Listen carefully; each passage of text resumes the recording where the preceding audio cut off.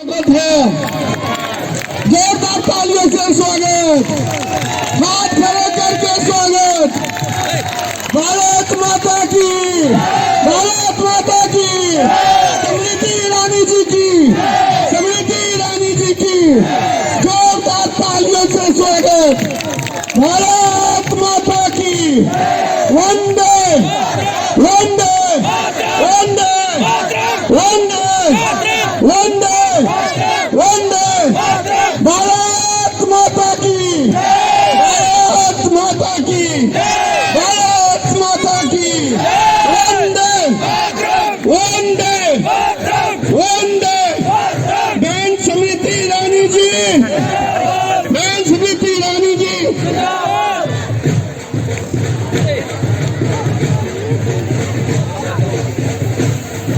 हमारी नेता स्मृति ईरानी जी की जय हो। भारत माता की वंदे वंदे वंदे। हर हर मोदी, हर हर मोदी। अब मैं अपनी बहन स्मृति ईरानी जी जो हमारे बीच में इतना समय निकालकर इतनी रात को हमारे बीच में आई, मैं उनसे निवेदन करता हूँ आए और अपनी बहनों के लिए, अपने भाइयों के लिए जो 4 घंटे से आपका इंतजार कर रहे हैं, आए और इनके लिए अपने शब्द यहाँ इनके लिए इस इलेक्शन में किस प्रकार से इनका मार्गदर्शन करना, आप आके मार्गदर्शन कीजिए। स्वागत।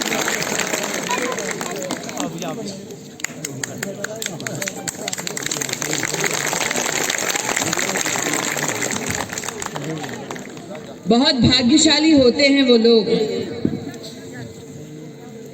जिनके लिए घर की माताएं बहनें 4 घंटे से इंतजार कर रही हैं। बड़ी किस्मत लेकर आते हैं वो लोग जिनके लिए घर परिवार सहित सभी नागरिक ठिठुरती ठंड में 4 घंटे तक इंतजार कर रहे हैं।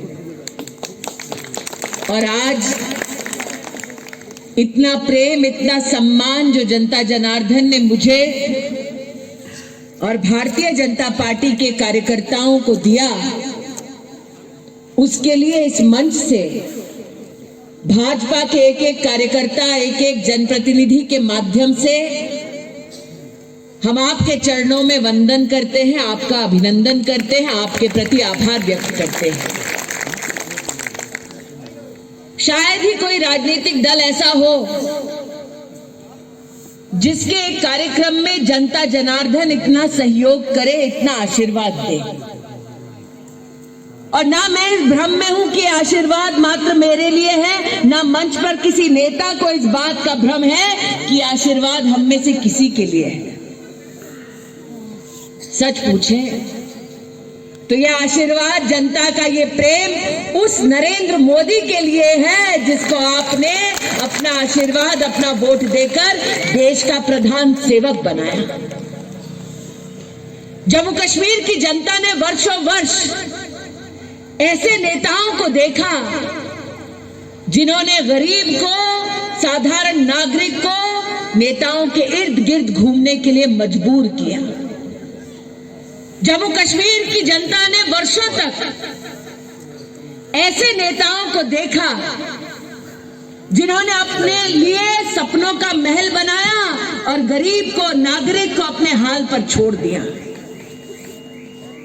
और देश की, जम्मू कश्मीर की जनता ने पहली बार एक ऐसा नेता देखा नरेंद्र मोदी की शक्ल में, जिसने अपने आप को सत्ता की कुर्सी तक जनता के आशीर्वाद से पहुंचाया तो, लेकिन साल 2014 में चुनाव जीतने के बाद जनता के आशीर्वाद से संसद की दहलीज पर जब आपका वो प्रधानमंत्री, आपका वो नेता पहुंचा, तो उन्होंने दहलीज पर सर झुकाकर अपने आप को देश का प्रधान सेवक, आपका सेवक घोषित किया। इसलिए आज मैं डॉक्टर श्वेता से कहना चाहती हूं कि इस चुनाव में नेता और प्रत्याशी बनकर नहीं, सेवक बनकर आप उतरी हैं। यह आपका सौभाग्य है कि डीडीसी के इस ऐतिहासिक चुनाव में जनता जनार्दन आपको वोट, आपको आशीर्वाद देगी। श्वेता से जब मेरा पहली बार परिचय हुआ तो हाथ में मैंने उसके सुहाग का चूड़ा देखा। मैंने कहा नई नई शादी हुई है लगता है। ससुराल कहाँ? श्वेता ने कहा ससुराल और मायका इसी ब्लॉक में है। पूछे एक साधारण महिला से कि एक ही ब्लॉक में एक ही जगह में ससुराल और मायका होना कम किस्मत वालों को मिलता है, लेकिन ये जिम्मेदारी आपकी बढ़ाती है कि इस चुनाव में आप ही की बेटी, आप ही की बहू खड़ी है। इस चुनाव में नवविवाहित बहू को और बेटी को निराश न करें। 19 तारीख को आशीर्वाद बेटी को देने आए और पोलिंग बूथ पर जाकर कमल के चिन्ह को अपनाएं और मोहर लगाएं। किसी ने कहा कि डॉक्टर का क्या काम है चुनाव में लड़ना। अरे अगर भ्रष्टाचार की बीमारी का इलाज करना है तो डॉक्टर से बेहतर और कौन हो सकता है।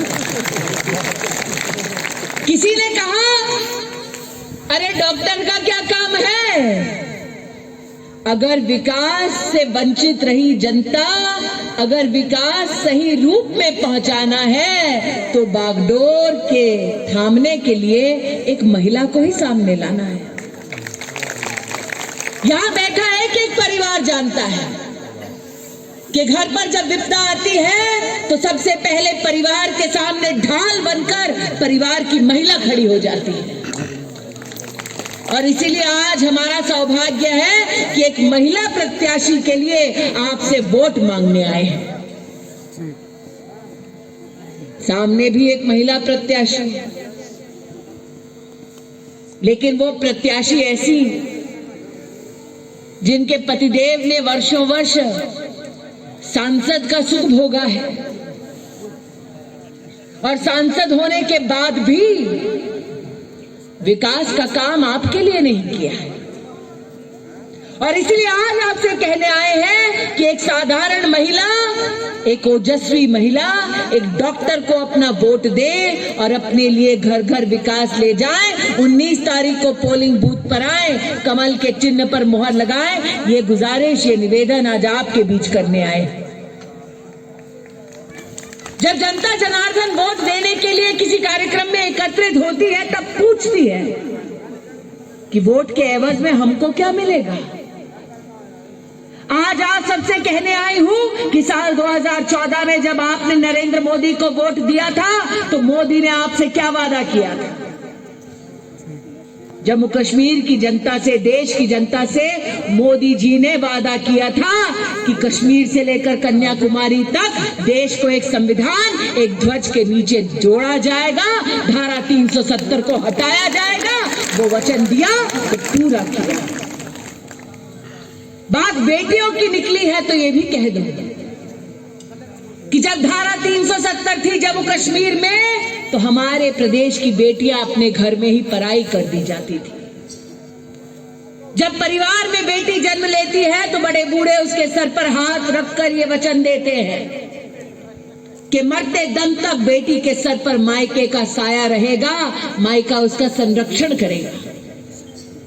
लेकिन जब धारा 370 थी जम्मू कश्मीर में, इस धरती पर जन्मी बेटी अगर प्रदेश के बाहर ब्याही जाती तो उसका अधिकार उससे छीन लिया जाता। 2014-2019 में आपने नरेंद्र मोदी को वोट दिया, जम्मू कश्मीर की बहनों के सम्मान में धारा 370 हटी और आज बेटी अपनों के बीच में ही बेगानी और पराई नहीं होगी। इस संकल्प को मोदी ने पूरा किया। साल 2014 से पहले आज जितने यहां पर हमारे बुजुर्ग आए हैं उनसे पूछना चाहती हूं, किन हालातों में जूझते रहे आप। घर पर अगर कोई बीमार होता तो घर के बड़े बुजुर्ग नेताओं के चक्कर काटते। भगवान न करे अगर परिवार में किसी को कैंसर होता तो लोग ये गुजारिश करते, निवेदन करते कि दिल्ली में कम से कम एम्स में भर्ती करा दो ताकि जान बच जाए। ये नेता जो आज गुपकार गैंग बनकर घूम रहे हैं, इनकी फितरत ऐसी कि जितना जनता उनके सामने गिड़गिड़ाए उतना उनका ओहदा बढ़ता है। किसने सोचा था कि आप नरेंद्र मोदी को वोट देंगे और एक दिन एम्स चलकर जम्मू आ जाएगा? क्योंकि नागरिक ने पोलिंग बूथ पर जाकर कमल के चिन्ह को अपनाया और मोदी को देश का प्रधान सेवक बनाया। आज कितनी बहनें यहां बैठी हैं। रात के अंधेरों में उन बहनों ने गरीब घर में पैदा होने के बाद इस संघर्ष को हर दिन झेला कि खुले में शौच में जाती वो विवश बहन आज आप ही के मध्य में बैठी है। कितने गरीब परिवार ऐसे जो बेटियों को सिखाते कि बाहर शौच में जाना हो तो इज्जत कैसे बनाकर रखनी है। कितने भाई आज यहां बैठे हैं जिन्होंने अपनी मांओं की आंखों को झुका हुआ पाया क्योंकि घर में शौचालय नहीं था। कितने पिता यहां बैठे हैं आज जिसने अपनी बेबस बेटी की आंखों में आंसुओं को देखा लेकिन जेब में पैसा नहीं था, इसलिए घर परिवार की बहू बेटियों के लिए एक टॉयलेट नहीं बना पाए। जब साल 2014 में आपने नरेंद्र मोदी को वोट दिया तो मोदी से अपेक्षा नहीं की थी कि एक दिन गरीब के घर में टॉयलेट भी बनेगा। किसी गरीब परिवार की बेटी ने कभी जाकर किसी नेता से ये नहीं कहा कि हर दिन मुझे ये पीड़ा सहनी पड़ती है, कम से कम मुझ गरीब के घर में एक टॉयलेट बना दो। किसी ने नहीं कहा। लेकिन वो नरेंद्र मोदी जो स्वयं गरीबी में जन्मा, वो जानता है कि गरीब मां और गरीब बहन का संघर्ष क्या होता है। आपने वोट दिया तो उन्होंने लाल किले की प्राचीर से यह ऐलान किया कि अगर गरीब मां और गरीब बेटी की इज्जत करनी है तो कम से कम पहले एक शौचालय तो बना दो। आपने वोट दिया मोदी को, आपका एक वोट कितना फला जनता को। 11 करोड़ गरीब परिवारों को जिंदगी में पहली बार अगर टॉयलेट मिला तो तब मिला जब मोदी देश का प्रधानमंत्री बना। आप इस भ्रम में ना रहे कि आपका एक वोट मात्र श्वेता को जाएगा। आपके वोट की ताकत देखिए। आपने 2014-2019 में मोदी को वोट दिया और 11 करोड़ गरीब परिवारों को पहली बार टॉयलेट मिला। 19 तारीख का ये चुनाव मात्र आपका चुनाव नहीं, आपके एक वोट से आपके पूरे इलाके के गरीबों का कल्याण हो सकता है। ये दिल में बात ठान कर जाइएगा। बात सिर्फ टॉयलेट की नहीं, रात के अंधेरों में जो मां, जो बेटी, जो बहू शौच के लिए जाती, उससे पूछिए कभी।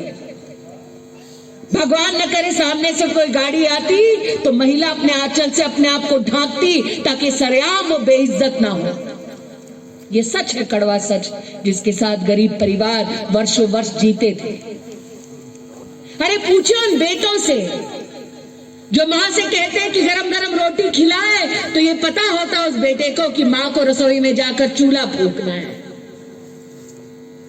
उस बेटे के कान में मां की वो खांसी जिंदगी भर रहती जो चूल्हा फूंक कर छाती में धुआं भरकर मां को तकलीफ पहुंचाती, लेकिन बेटा कुछ नहीं कर पाता क्योंकि जेब में पैसा नहीं था। ये वो नहीं समझेंगे जो सोने का चम्मच मुंह में लेकर पैदा हुए हैं, जिनके बेटे विलायत की सैर करते हैं। ये वो समझेंगे जिन्होंने अपनी मां को चूल्हा फूंकते देखा और मां की उस खांसी की चुभन को सहा। ये वो समझेंगे। इसलिए आपने साल 2014-2019 में मोदी को वोट दिया। मोदी ने कहा क्यों गैस के सिलेंडर पर क्यों किसी अमीर का ही हक हो, यह अधिकार गरीब बहनों को भी मिलना चाहिए।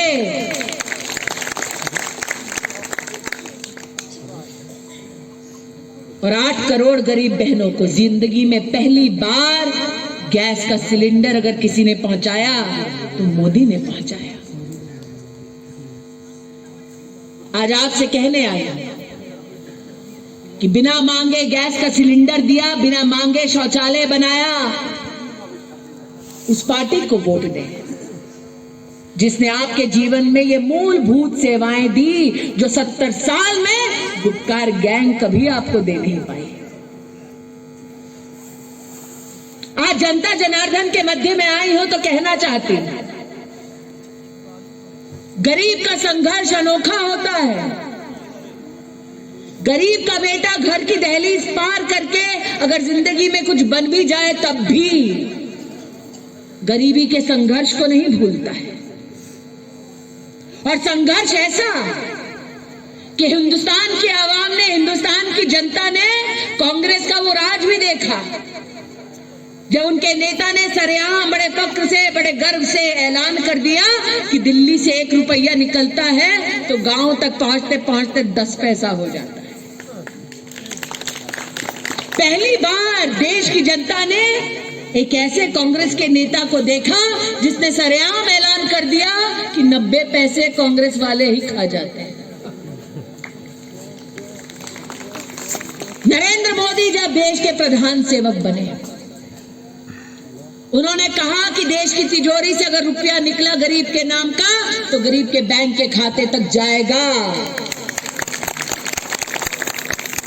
कांग्रेस पार्टी ने, गुपकार गैंग ने मोदी का उपहास करते हुए कहा, गरीब के पास बैंक का खाता कहां है?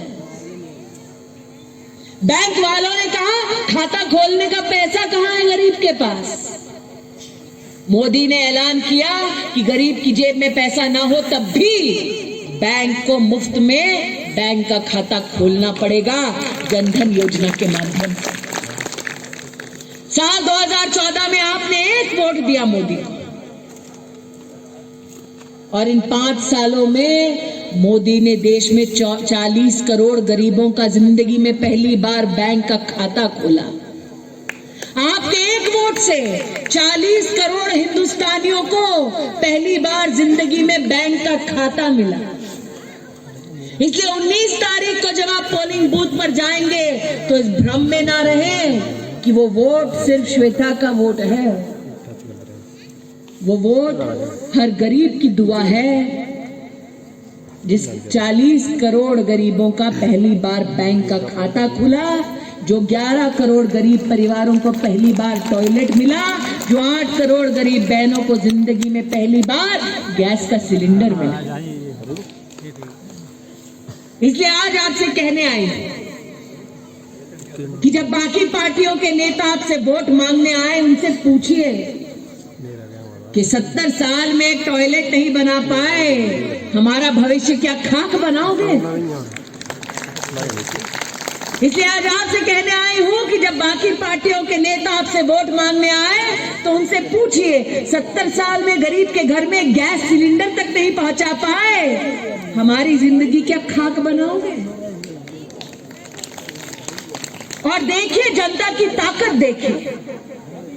जो लोग एक दूसरे के दुश्मन बने बैठे थे आज गैंग बनाकर घूम रहे हैं। यहां जितने बुजुर्ग बैठे हैं, जितने राजनीतिक विशेषज्ञ बैठे हैं, उनसे पूछिए क्या संभव था कि एनसी और पीडीपी एक दिन दोस्त हो जाएंगे?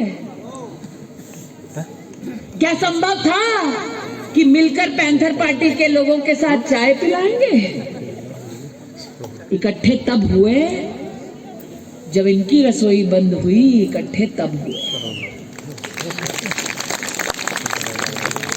इकट्ठे तब नहीं हुए जब गरीब को सिलेंडर चाहिए था, इकट्ठे तब नहीं हुए जब गरीब को टॉयलेट चाहिए था, इकट्ठे तब हुए जब उनके महल पर आँच आई, इकट्ठे तब हुए। इसलिए आज आपसे कहने आए, ये गुपकार गैंग जो इकट्ठा हुआ तब इकट्ठा नहीं हुआ जब जम्मू कश्मीर की जनता को आईआईटी चाहिए था। अरे आईआईटी आया जम्मू में तो तब आया जब आपने कमल के निशान को अपनाया, मोदी जी को प्रधान सेवक बनाया। 19 तारीख को जब पोलिंग बूथ पर जाएंगे तो याद रखें, गुपकार गैंग ने नौजवानों के हाथों में पत्थर दिलवाए ताकि वो तिरंगे की शान को आंच पहुंचा सके, और नरेंद्र मोदी ने नौजवान के हाथ में शिक्षा का उपहार दिया ताकि वो अपने परिवार और अपनी किस्मत को खुद लिख सके। याद रखिए, दुस्साहस गुपकार गैंग का ऐसा कि कहने लगे कि तिरंगा कोई हाथ नहीं लगाएगा। आज आपसे पूछना चाहती हूं, यहां जितने बैठे हैं, क्या तिरंगे का अपमान आपको मंजूर है? आपसे पूछना चाहती हूं, क्या भारत मां का अपमान आपको मंजूर है? अगर नहीं तो 19 तारीख को पोलिंग बूथ पर जाएं, कमल के निशान को अपनाएं और उस पर अपनी मोहर बनाएं और श्वेता को अपना सेवक बनाएं, अपनी बहन को सेवा का मौका आप दे जाएं। आज ये निवेदन करने आपके चरणों में आई। इस ठिठुरती ठंड में जनता अगर कुछ चाहती है तो विकास का काम, सिर्फ विकास का काम चाहती है। कितनी बहनें ऐसी हैं जिन्होंने जीवन भर संघर्ष किया ताकि घर में पीने का साफ पानी हो। आज आपसे कहने आई हूं, नरेंद्र मोदी जी ने केंद्र में 3 लाख करोड़ से ज्यादा रुपया सुनिश्चित किया है ताकि हर गरीब के घर में नलका लगे और गरीब के घर में नलके से शुद्ध पीने का पानी आए। सवाल यह उठता है कि डीडीसी के चुनाव में गलती से अगर भाजपा को वोट नहीं दिया तो क्या वो पैसा सीधा आप तक पहुंच पाएगा? सोचिए आप, कोरोना की महामारी में नरेंद्र मोदी ने गरीब परिवारों को 7 महीने का राशन मुफ्त दिलवाया कि नहीं दिलवाया? दिलवाया। अब दिल पर हाथ रखकर कहिए, अगर केंद्र में गुपकार गैंग की सरकार होती, लाल सिंह जी बैठे होते।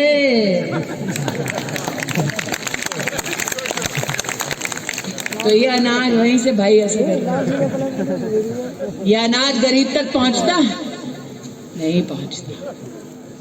याद करिए, कोरोना महामारी में मोदी जी ने देश में 20 करोड़ गरीब बहनों के बैंक के खाते में 1500 रुपया दिलवाया। अगर दिल्ली में भगवान न करे गुपकार गैंग की सरकार होती, लाल सिंह जी होते, तो क्या ये पैसा गरीब बहनों के खाते में जाता? नहीं जाता। अरे पब्लिक है, सब जानती है, अच्छे बुरे का फर्क पहचानती है। और इसीलिए कहने आई हूं कि डीडीसी के इस चुनाव में रुपया दिल्ली से निकले भारत के खजाने से तो आप तक तभी पहुंच पाएगा जब नागरिक 19 तारीख को पोलिंग बूथ पर जाएगा और कमल के निशान को अपनाकर कमल के निशान पर मोहर लगाएगा। हमारी मोहर तो पक्की है। आज आते वक्त मैंने श्वेता से कहा कि तुम्हारी किस्मत बहुत अच्छी, इतने समय से सड़क का काम लंबित था, सड़क का काम भी शुरू हो गया है। शायद तुम्हारी किस्मत ऐसी कि डीडीसी के चुनाव को जीतने के बाद उद्घाटन तुम्हारे हाथों हो। मात्र यही विकास का काम नहीं है। आज जितने परिवार यहां बैठे हैं उनसे पूछना चाहती हूं, घर परिवार में जब कोई बीमार पड़ जाए तो क्या हाल होता है अगर घर में कमाने वाला एक है? बड़े बुजुर्ग यहां बैठे हैं, चाहती हूं नौजवान जाकर पूछें, कमर टूट जाती है रुपया इकट्ठा करते करते। ऐसे हालात देखे हैं जनता ने। जब घर में कोई बीमार पड़ जाए तो मां अपने जेवर तक गिरवी रख देती है। लेकिन मोदी देश के प्रधान सेवक बने तो उन्होंने आयुष्मान भारत योजना की शुरुआत की और देश के इतिहास में पहली बार 10 करोड़ परिवारों को सालाना 5 लाख रुपए का मुफ्त का इलाज अगर किसी ने मुहैया कराया तो मोदी ने कराया।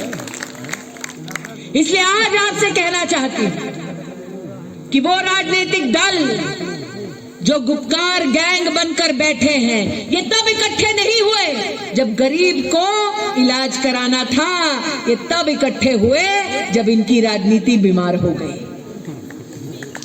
इसलिए आज आपसे कहना चाहती हूं कि इस चुनाव में वोट श्वेता को दे रहे हैं, आशीर्वाद मोदी को जाएगा। इसलिए 19 तारीख को पोलिंग बूथ पर जाओ और कमल के चिन्ह को अपनाकर कमल के चिन्ह पर मोहर लगाओ। जितने लोग आज यहां उपस्थित हैं, सबने अपने दिन की जब शुरुआत की तो अपने भगवान को जरूर याद किया होगा, और भगवान से कभी किसी ने यह नहीं कहा होगा कि मुझे भी गुपकार गैंग बनकर जनता के पैसे को लूटकर अपने लिए महल बनाना है। गरीब जनता हमेशा अपने भगवान से कहती है कि हे भगवान, बस बाजुओं में इतना बल दे कि मैं इज्जत की 2 वक्त की रोटी कमा सकूं। और जब एक साधारण नागरिक अपने भगवान को याद करता है, समृद्धि की कल्पना करता है, तो क्या पाता है कि जब लक्ष्मी आती है तो गुपकार गैंग के साथ नहीं आती। अरे लक्ष्मी आती है तो लाल सिंह जी के साथ भी नहीं आती। लक्ष्मी आती है तो कमल पर बैठ कर आती है। इसलिए अगर लक्ष्मी को अपनाना है तो कमल के चिन्ह पर मोहर लगाना है, इस विश्वास के साथ कि आपकी बेटी ने मेहनत की और डॉक्टर बनी। आज आपकी बेटी आप ही के ब्लॉक की बहू है, और कहते हैं नवविवाहित बहू को कोई भी आशीर्वाद से इनकार नहीं करता। इसलिए बेटी को आशीर्वाद देंगे, अपनी बहू को आशीर्वाद देंगे तो मुट्ठी भांज कर ये संकेत दिखाए और 19 तारीख को पोलिंग बूथ पर जाए और कमल के निशान पर मोहर लगाए और बोले भारत माता की।